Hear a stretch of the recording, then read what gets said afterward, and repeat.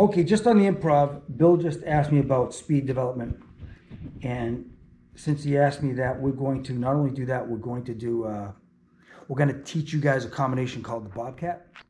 And it's called the Bobcat because eventually when you practice this enough, you'll be able to do this so fast. It'll be so explosive that nobody will be able to identify the strikes. Just, it looks like what a Bobcat does. So we call it the Bobcat. But it's also a very tactical combination, meaning that we're going to strike some very vital areas in this methodology. So I want to show you something. This is the Bobcat. We're in a situation where we want to, we're about to be in a confrontation, and I know that an attack is imminent, okay? In law, if you can articulate that you are about to be battered, you can act first. You do not have to wait to get hit, okay? So I'm in fear of an imminent battery, and I'm going to prevent an attack. And just to be clear, okay, just reach for the hand, like you're gonna hit me. This is an attack, and I can repel an attack by law, okay? But if Bill hits me and walks away, this is retaliation, okay? So we're talking about repelling an attack, an imminent attack. So now this combination, the first two strikes, we're gonna get to the speed part, are palm heel, right? We use soft targets, soft weapons for hard targets, which would be his face, okay? And then we go 1, 2, 3, 4, 5, 6, okay? So vital points. Now, the speed of this combination, I want to be able to hit him with all 6 shots in around a second, so he cannot react to it. And I'm going to show you how to develop hand speed. We'll go with open target. Yeah, stay here. Okay, so my target is his nose. Bang, bang. I'm a small guy. Am I going to be able to stop most men with an open hand strike?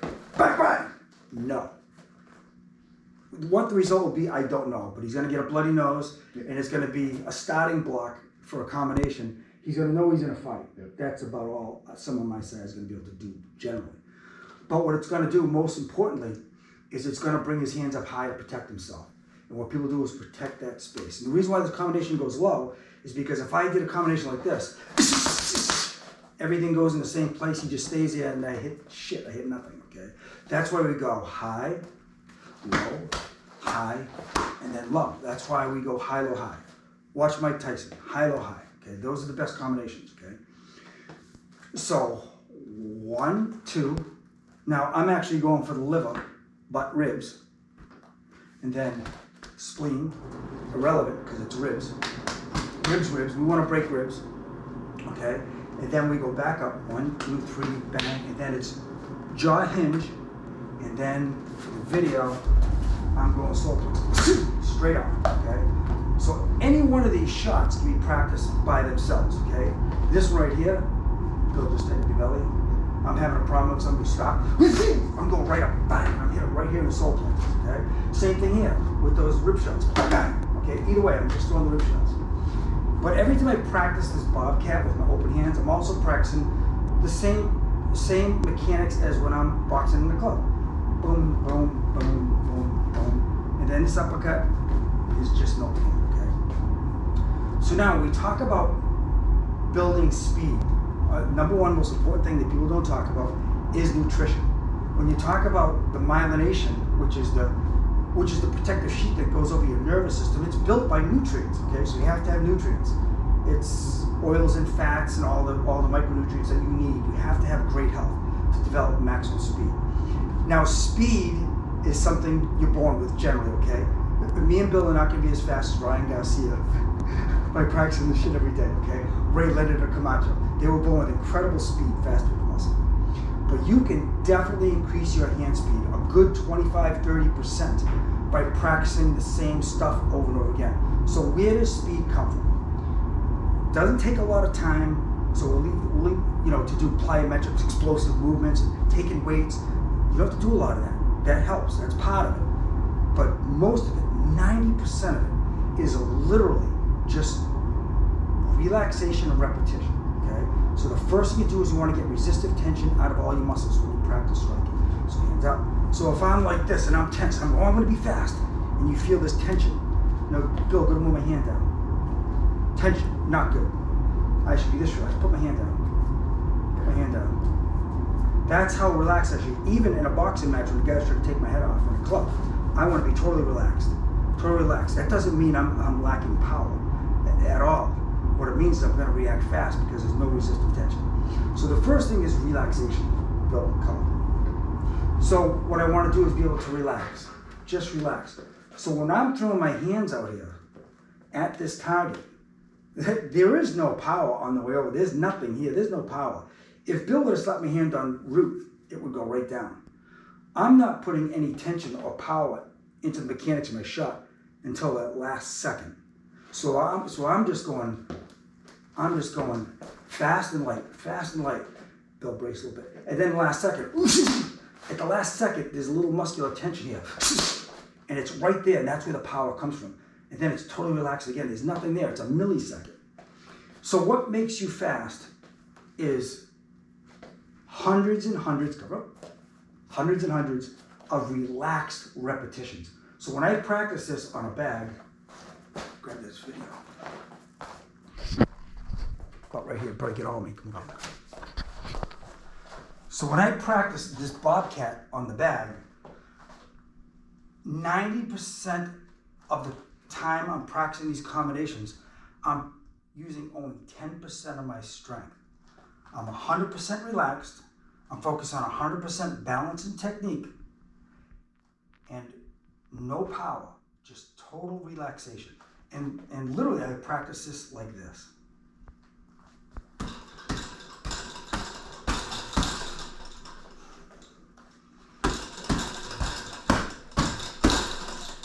Now, not important for this video, but what I also practice here as part of strategy, part of tactics is this here shoots. And then whatever happened with that combination, I take myself out of the picture. So this is a great thing to teach your kids, just this combination, the Bobcat. If you're gonna teach them anything for a street fight, this Bobcat is the way to go, okay? So when you practice it, you can do it just like that. All I have to do is just think it. Now it sounds really strange, but I practice it enough times during the year where I don't have to think if someone's in front of me, I gotta go nose, ribs, jaw, solar plexus. I practice this just like this. 1, 2, 3, 4, 5.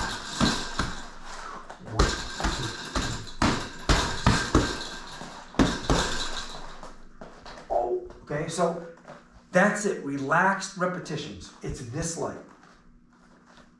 1, 2, 3, 4, 5, 6. So it's nose, break the ribs, break the jaw, solar plexus, cut an angle, and then continue to fight.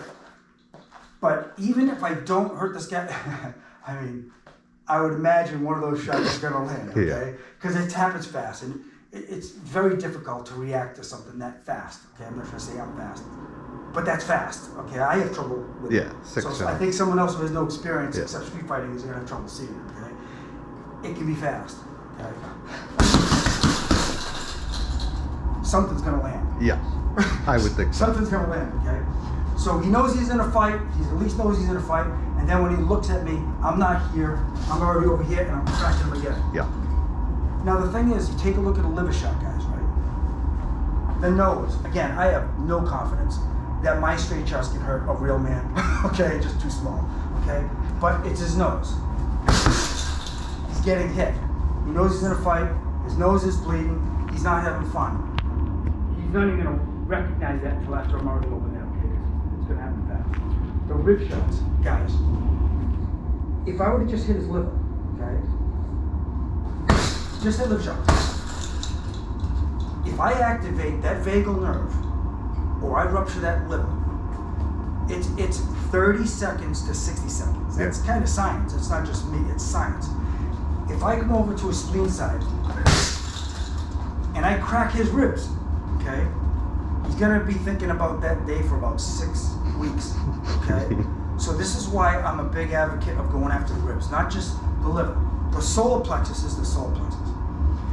when we're in fight clubs, now, putting the elite, most well-conditioned athletes aside over here at the club, the real competitor type guys, you know, I can punch those guys in the solar plexus all day long. They don't know I exist, okay?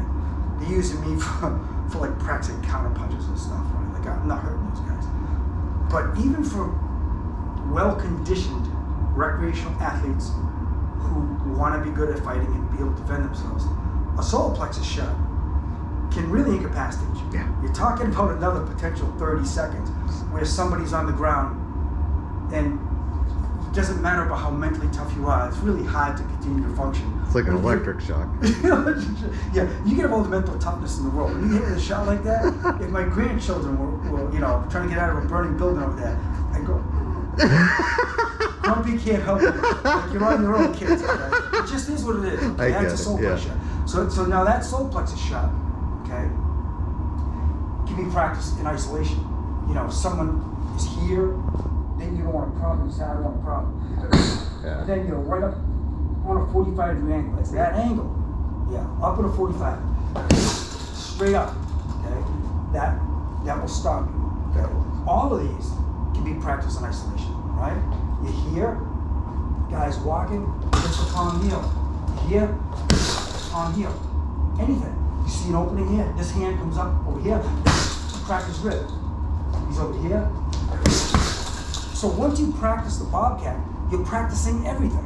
If both his hands are on my chest, he's grabbing my shirt, he's got me. True. I'm cracking his ribs, okay? We all have our biases, we all have our beliefs. But when I went to the Exchange Street Gym in Worcester, Mass, as a young kid, they said, what are you looking to do? I said, just fun, recreation, self-defense. And they go, we're gonna teach you how to body punch. And the old fighters there, some of these guys had over 100 fights, were saying, we're gonna teach you how to break ribs. That was their thing. So, and I believed in it, okay? They said, that's what you're gonna be masterful at doing. You're gonna learn all of boxing. You're gonna be a rib breaker. If you really care about self-defense, you wanna crack ribs. Yeah.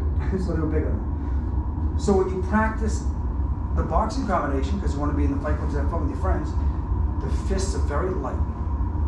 The hands are very light. I don't make a fist. There's no tight fist, guys. There's no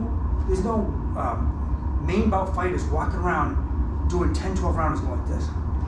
You're not doing this. So when you go to like these self-defense courses, they're going, make a tight fist. It's like, okay, buddy. You don't make a tight fist, okay? All you have to do is be aligned, okay? So as long as that hand is aligned, straight, I'm not gonna break my hand. Now, I'm not recommending hitting a heavy bag, a hard bag like that with bare knuckles. But if my hand's relaxed, but it's aligned,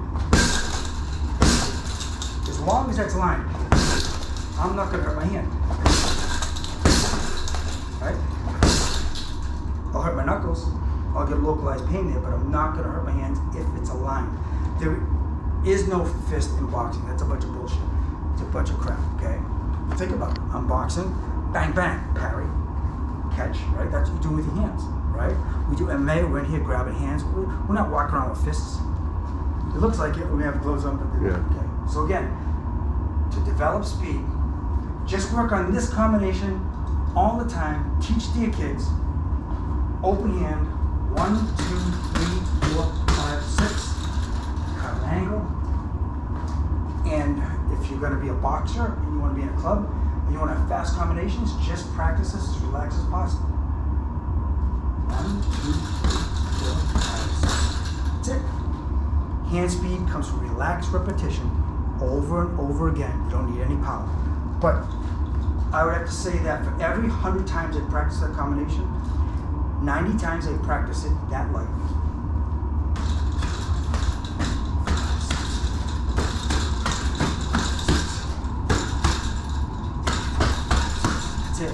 And then every once in a while, you just rip them. And then if it comes out clean, you have it. Go back to relaxed repetitions. You can use it for a warm-up, you can use it for a cool down. But if I was gonna teach